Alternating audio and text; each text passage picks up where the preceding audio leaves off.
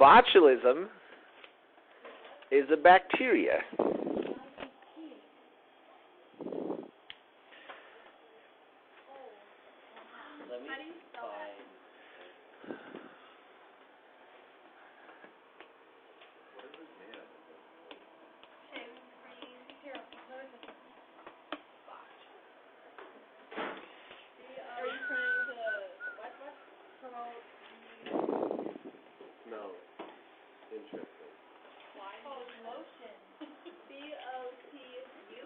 Yeah.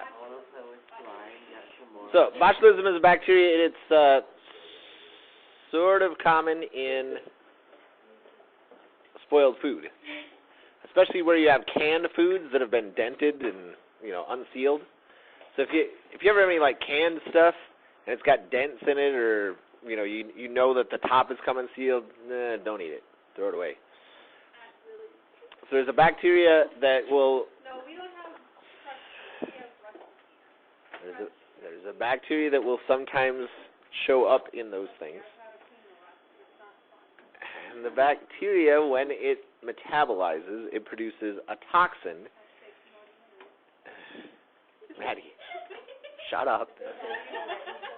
Yes. And that toxin will prevent the release of acetylcholine.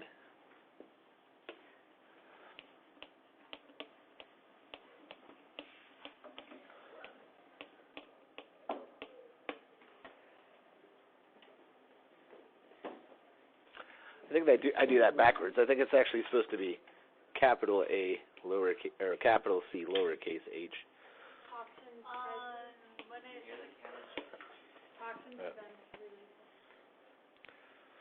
So if you remember, acetylcholine is the stuff that gets released across. That's what the bacteria is called. Botulism toxin. So acetylcholine is the stuff that is released from the neuron and travels across the synapse to the muscle. So if this botulism gets inside you and it's producing this toxin, then the acetylcholine can't get released. So even though your brain is sending messages through your nervous system to your muscles, once it gets to that last neuron, the acetylcholine can't be released, so that neurotransmitter does not travel to the muscles, and so your muscles never get the signal. And so this leads to paralysis, which is bad. So botulism leads to paralysis. Muscle paralysis.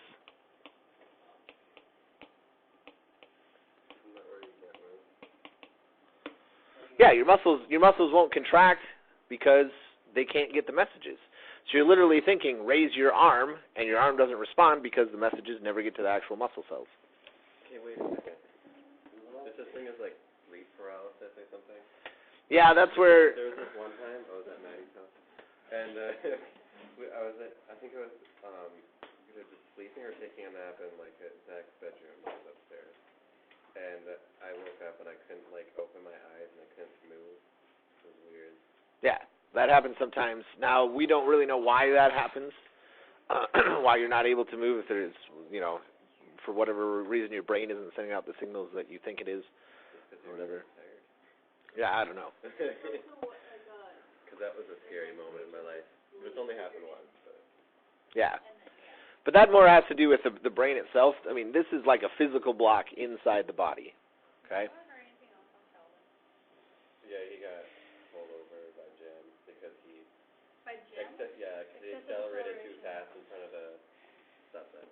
Okay. It's not. I don't care. Do you think it's kind of funny? This is my class, so if you'd like to talk about that, why don't you go out in the hall? Okay, find 128. So, somebody had the bright idea of actually injecting botulism into people's faces. That's what Botox is? And that's what Botox is. Oh my gosh, why would you do that? So the idea is, number one, it decreases the muscle tone, which causes everything to kind of get more slack, and number two, it'll smooth out wrinkles because you actually have inflammation in that area. What does that really mean? Yes, Maddie. So another reason people do Botox is because it like numbs the like frowning muscles, and when you frown, it's been like proven that you feel more like sad or angry when you like make those faces. So yeah, it's also a way to treat like depression and anxiety. Ooh. Like slightly. I can. Like it's like kind of like a last resort. I get what you're saying. That would have to be a last resort, I would think, to inject yourself with. Because it literally paralyzes the muscles in your face. Right. So. Wait, so then couldn't you also not be able to smile? So It causes paralysis of the muscles. So yeah, people that have had Botox injections, they don't really have like the emotional output, at least on their face, of a normal person. Yes. I can't think of his name right now, but he's in the grade below us. Darker hair, a little bit like Floor. Mm-hmm. But like he has like Botox injected into like his like ankle or something. Okay. Makes it like stretched out, but stretched out or something like that. who is this one? Man. Brady? No. He's A junior? Jaden? low. Yeah. Jaden? Jaden. Oh. You don't know Jaden shot his name? I couldn't think of it. He has like He just his forgot. So is that like why injection. people who have like lip injections, they like talk with like they barely move their lips or like they're kind of like Yeah. Because the muscles, like really move the muscles are paralyzed. Now, this right here, I took off an advertisement. Okay, and I want you to look at the false advertising here. The expression on the person's face is not the same. Here she's slightly smiling. Here, I mean, she's frowning on purpose. And so it's not, this is a pretty, I don't know, I think this is false advertising. But all sorts of things do this. You look at any advertisement out there of any kind of medication, and the before picture, they are not going to have the same smile, the same smile on their face as the after. Yeah. But, you guys, who is talking? I can't hear. Say something, Maddie. They did something with an nose. I don't even think that's I think they just did different. So it looks like she's kind of squinting her eyes and she has more makeup on. yeah. This isn't a real person, is it? Yeah. That is a real picture. It kind of looks like Bruce Jenner. Some people Yeah, like take it way too far. Roark, look up the real life Kendall and real life. Oh no, I've seen those. So anyway, that's Botox. Like, do they think that looks attractive? Yeah, apparently. Now, as far as I know, there's no like fatalities with this kind because it's all localized. But if you get actual infection of the bacteria, then it can be fatal if left untreated without antibiotics, because if your diaphragm can't get signals from your brain, then you stop breathing, and that's not good.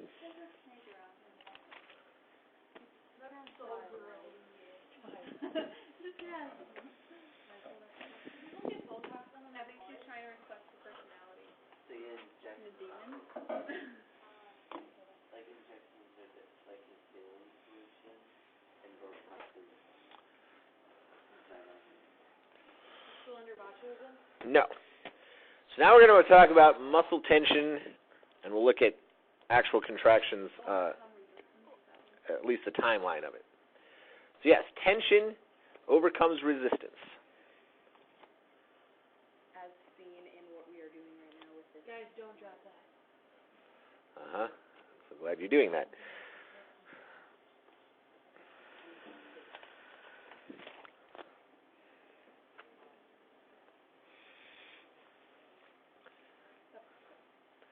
Now, later we'll talk about different types of tension and tone, because there's actually a difference in how your muscles are working when you are, say, lifting a load versus just holding a load versus letting a load down. But the whole point of tension is to overcome resistance in some way. And then the amount of tension is going to be dependent on two things. Number one, the number of muscle fibers that are involved. So we're going to talk about recruitment of motor units. Is to overcome resistance? Yes.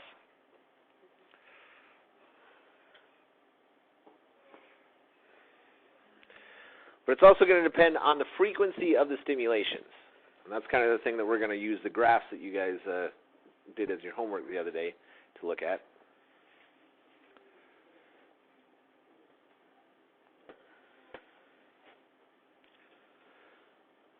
And so that's going to kind of determine a couple things. Basically, how much force your muscles are putting out and how quickly they're putting out. The amount of force is going to be based on the number of muscle fibers that are involved. So I can lift more with my legs than I can with my arms simply because there are more muscle fibers there for my legs to be able to use.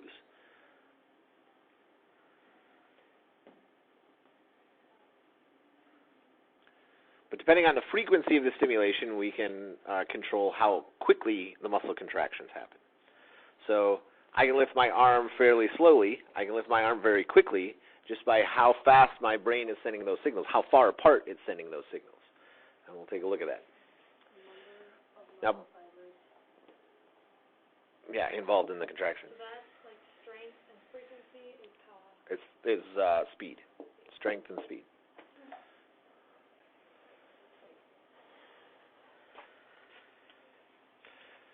Okay, so we'll talk about the speed aspect, and it'll kind of go with both things when we actually talk about stimulations.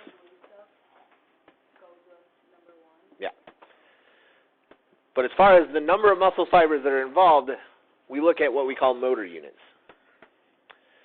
So the motor units are the number of actual fibers that are controlled by a single nerve. So when we looked at, and you guys drew the picture of that single neuron that came down and sent the acetylcholine across the gap to the single muscle cell, that's a simplistic idea. Really, a neuron is going to come down, and there will be lots of muscle fibers around that area, and all of them can be signaled if they receive the acetylcholine from that neuron. So instead of a one-for-one thing, one nerve, stimulates one muscle fiber. In most cases, you're going to have one nerve that's stimulating thousands of muscle fibers. But it is going to depend. You can have very precise control when motor units are only involved in 1 to 2 muscle fibers, or, down in that lower area. So things like your eyelid, okay, there's not a whole lot of muscle fibers that are involved in there. It's very precise control.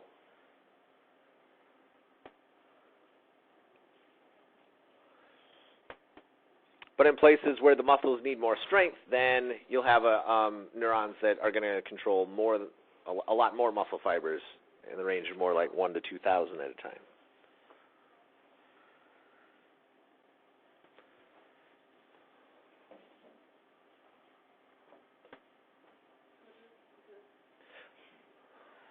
So it says 1,000, 2,000 fibers in the Yeah. This says strength, and then I rewrote it and spelled it right. Strength. Strength. It's just one strength. Yeah. In blood theory, right?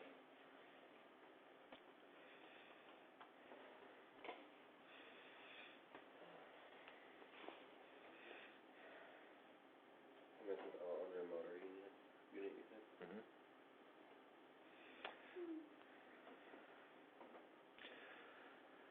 So you would have much more precise control with like your fingers. You're going to have more nerves per motor or per muscle fiber. Or I should say less muscle fibers per nerve there, so that you have that precise control. Versus in say your thighs, where you're going to have more of that strength. Is that why I feel like that I just have more weight? That like I can push like 300 pounds my leg. Well, that comes more down to the fact that there are just more muscle fibers in your legs than there are in like your arms. So it's related, but. Build up their arms so much that their legs are like weaker than their arms. Well, I'm sure you could. Is that what I'm saying? leg day, every day. Yeah, if it's all you did is I like that. work on your arms.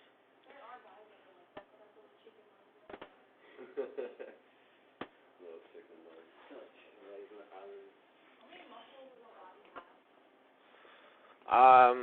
I don't know what the total count of muscles in your body is. It's definitely in the upper hundreds, towards 1,000 for sure. All right, then we have this thing called recruitment. Mm-hmm. Recruitment is when we have additional motor units that join in during a contraction. So what's interesting is, in some cases, a neuron can fire and cause muscle cells to contract, and that can actually stimulate other neurons to cause other motor units to contract. And that's what recruitment is. Yes? Is recruitment under number of muscle fibers included? Yes. Yeah, this all has to do with, because we're talking about additional motor units that join in. About the motor units. So,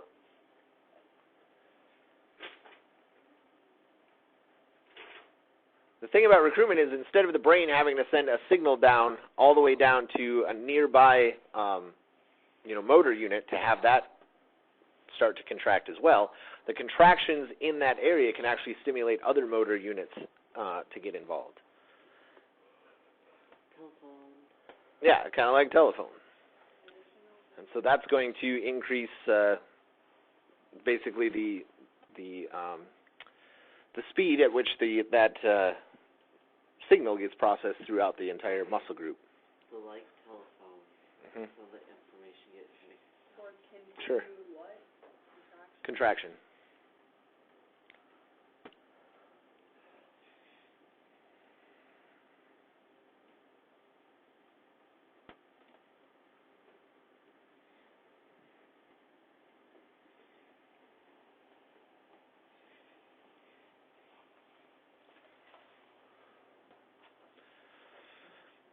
Okay, let's take a look at that whole frequency of contraction thing.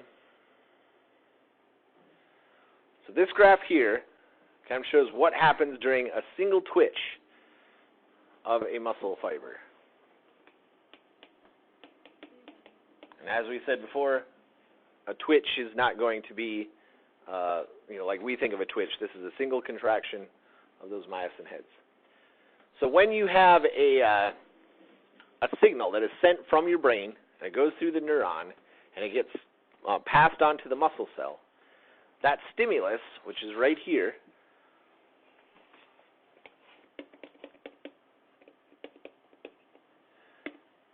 it takes a little bit of time for that stimulus to actually start, get the muscles to start contracting. And we call this the latent period.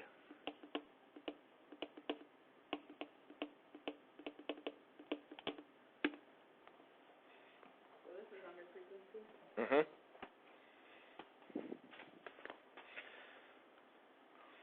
Okay, the latent period is going to be between 5 and 10 milliseconds. So here they're showing 5 milliseconds, but it can be as long as 10 milliseconds. And this is the period when what? The stimulus has already happened, so the acetylcholine's already gone in, and the process has started, but the muscle has not started contracting yet. So it's kind of a lag. After stimulation, before contraction. Yep.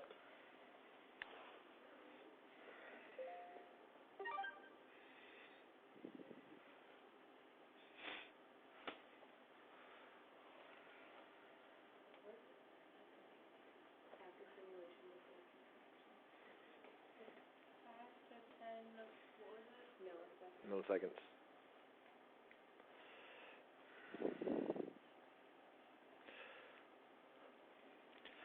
Okay, then we have the contraction period, which is about 15 to 20 milliseconds. And in the contraction period, this is where the muscle is actually shortening.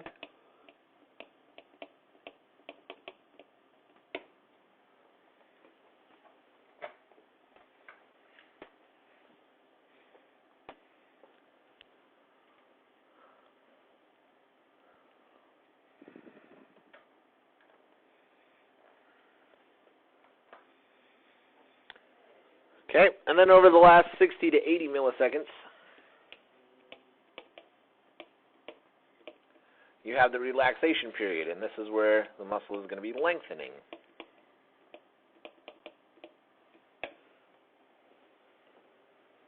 Or elongating, or however you want to say it.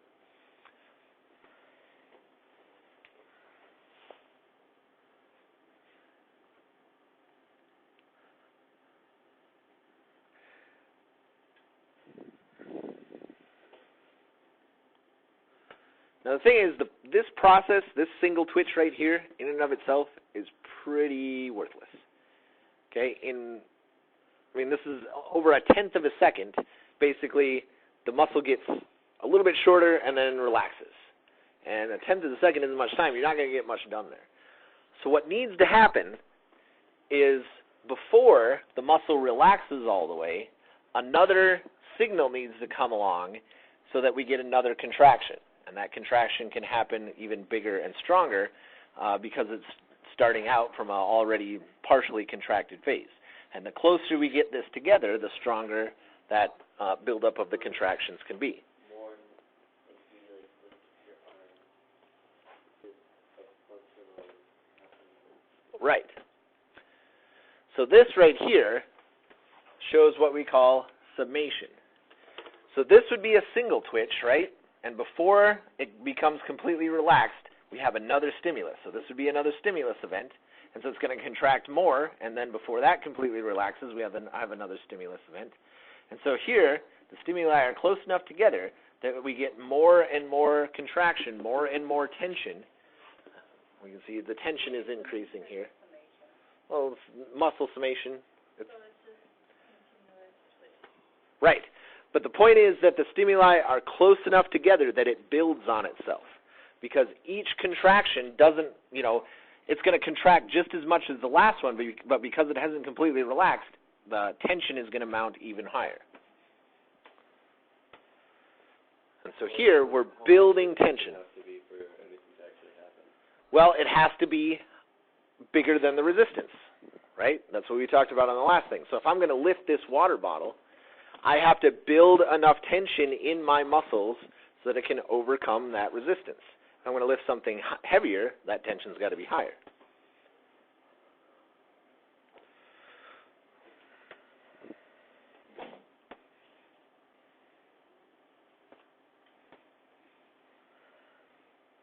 That's why if you lift something that's really heavy, you can't lift it near as fast because you have to kind of apply and your muscles have to build tension in order to actually pick it up. It's not a long amount of time. It's not like you're sitting there building tension for 5 minutes. But it is a noticeable amount. I've never noticed it. I'm just too good. I lift a lot, so I know.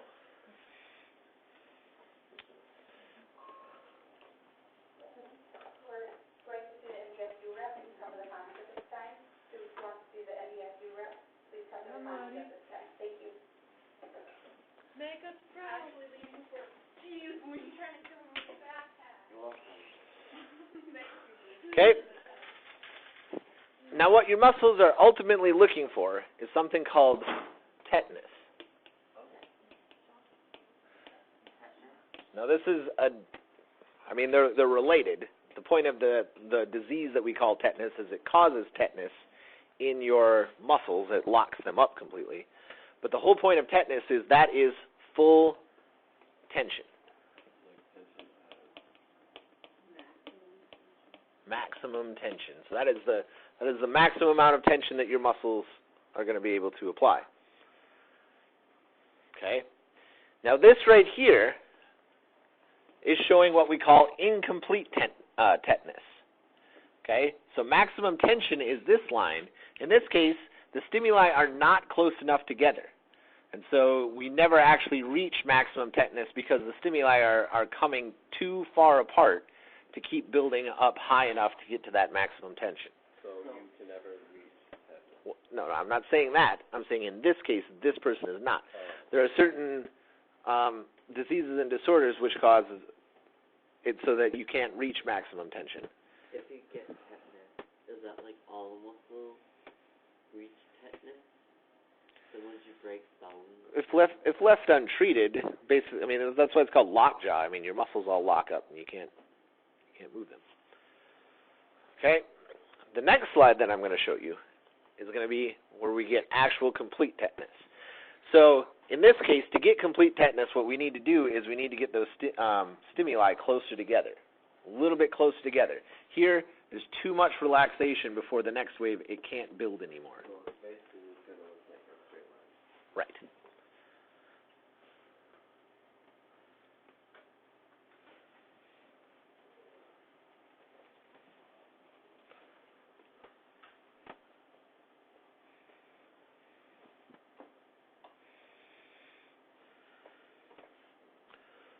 Okay, everybody good here? So this is what complete tetanus looks like. And in a normal person, when you lift something or you push off the ground with your leg, those muscles are in complete tetanus. The stimuli are close enough together that it builds all the way up and the muscle reaches its maximum tension. So if you can't reach the maximum tension, basically, you're in like a floppy body. Yeah, and you have weak muscles. It's hard to move around, that kind of stuff. Okay? And the reason why this happens is, in this case, the signal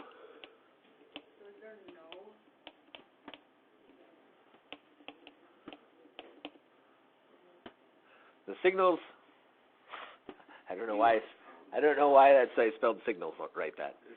Okay, the signals come fast enough that the calcium never dissipates. Just remember, it's the calcium that keeps the troponin and the tropomyosin out of the way so that the myosin can reach the active site on the actin. And since the calcium never dissipates, it's always there, then the muscle can keep grabbing and pulling and keep grabbing and pulling. The myosin can anyway, and that muscle can keep contracting. So in that incomplete tetanus that we saw, what we saw is that there was enough calcium there for all the cross bridges to connect, and then the calcium dissipated a little bit, and then a bunch more calcium came in, and it kind of kept going back and forth. Right. So in this case, the calcium doesn't ever really dissipate. It always stays in there. It's not recollected by the sarcoplasmic reticulum. And the muscles are able to just keep doing their job.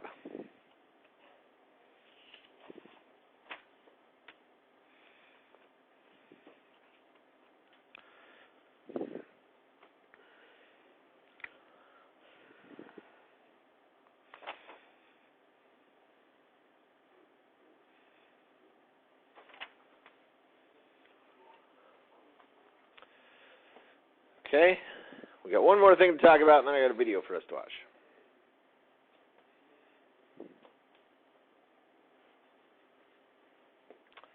Does everybody feel all right with that?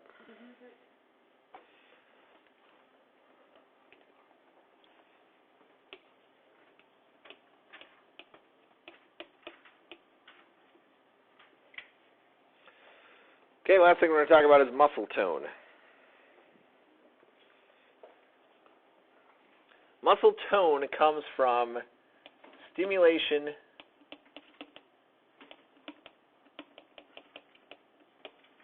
of some motor units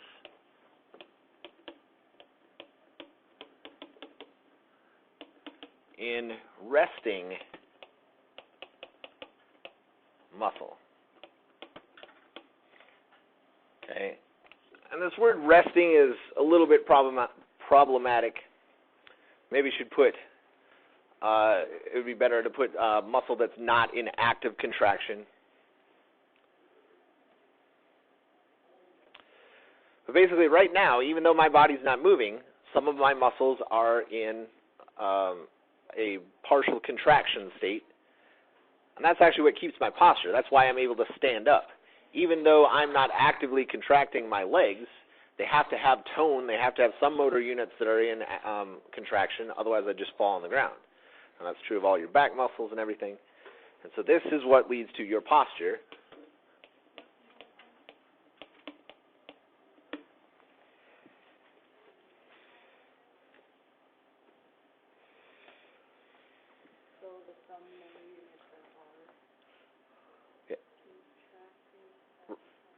Right.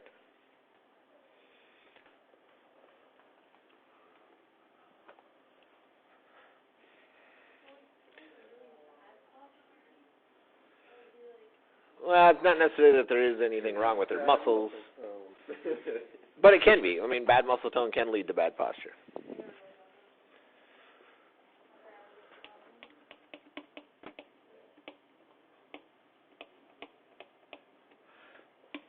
So, having muscle tone, having some of these motor units in a partially contracted state, it firms the muscle, and it also basically gets them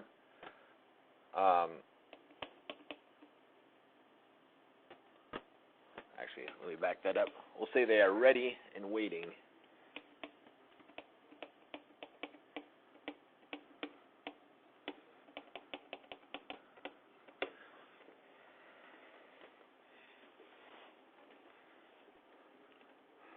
So the muscles, when you have good muscle tone, those muscles are ready to be put to use right away because they're already. It's almost like a mousetrap that's kind of pulled back. They're there. They're ready to spring into action as soon as you can. They have potential energy. Yeah, I wouldn't say potential energy, but it's a way to think about it. Well, a mousetrap does true. That's true. So you took my analogy a little bit too far, but the point is that with a little bit more recruitment of motor units, then that muscle is ready to contract like that. And so athletes that are in explosive sports like 100-yard dash and but not like the long distance ones, huh? Yeah, football, that kind of stuff. They have good. Now, not saying that long distance runners don't have good muscle tone. That's true, but. Get to run and then But muscle tone is more important in those athletes that have those, kind of explosive sports like that, where they have to go. Would 300 meters be considered? What? Maybe. 300? Who runs a 300? I do. I didn't know that it was a 300. Yeah, it's a hurdle. Oh, hurdles. Okay. Would that be? What is the Sure. thing that's partially contracted that firms the muscle? What's that? What are the things that are partially contracted that firm the muscle? Oh, a few motor units. Electric expansion from the office, please. Stimulation of some of the motor units and arresting muscle. And remember, motor units are just the muscle fibers that are controlled by a single neuron. Oh my gosh, I just realized. Okay, like we in bio, I think we learned. Okay. There's like fast twitch muscles, slow twitch muscles. Yeah, and we'll learn. They meant by twitch. Yes. Had no clue. Yeah, we'll be talking about fast twitch and slow twitch next week. JP told me I shouldn't do cross country because I will lose my best muscles for basketball. Yeah. So cross country, those longer distance ones, you're going to be using more slow twitch muscles. Ethan isn't long enough to affect that. Yeah. Anyway, using muscles increases muscle tone. See, actually, no, I was in cross country last year. Yeah.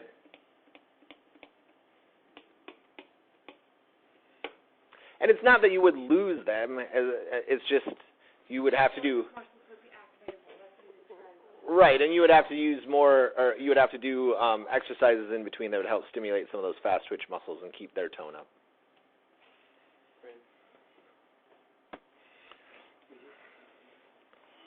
When you don't use muscles, you get the opposite of tone, and muscles start to atrophy. Right down. Yep.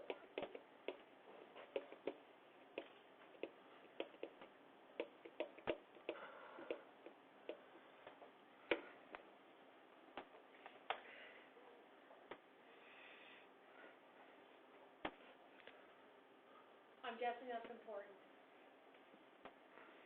Oh, Get it all capped. that was, I don't know why I did that. Just because. Now, I would say we're probably not going to have time to watch the video today, so we'll have to watch it Monday. But the first thing we'll do on Monday is we'll watch it. How long is it? It's the funnest thing when you interrupt me to ask a question about something I am going to say in the sentence that I am saying.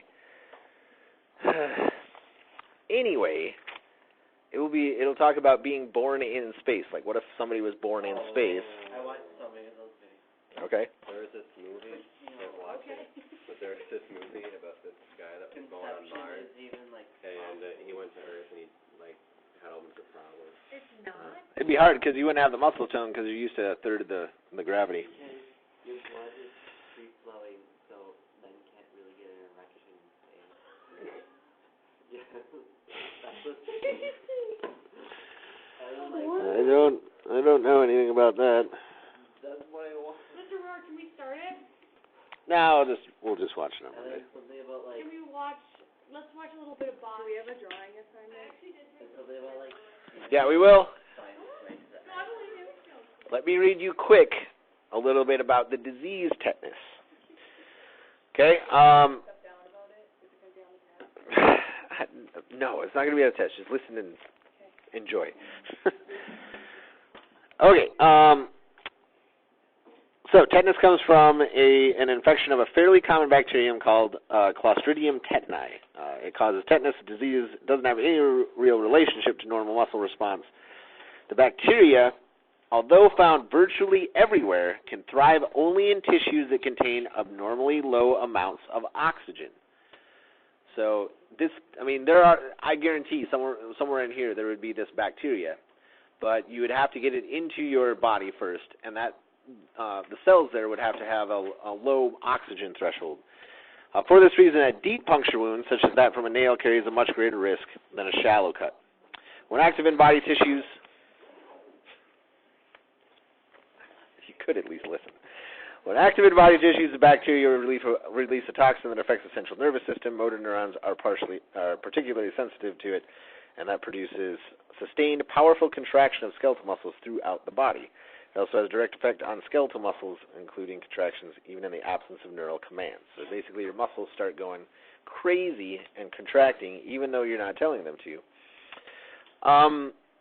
Most common complaints in the first 2 weeks are headache, muscle stiffness, and difficulty swallowing.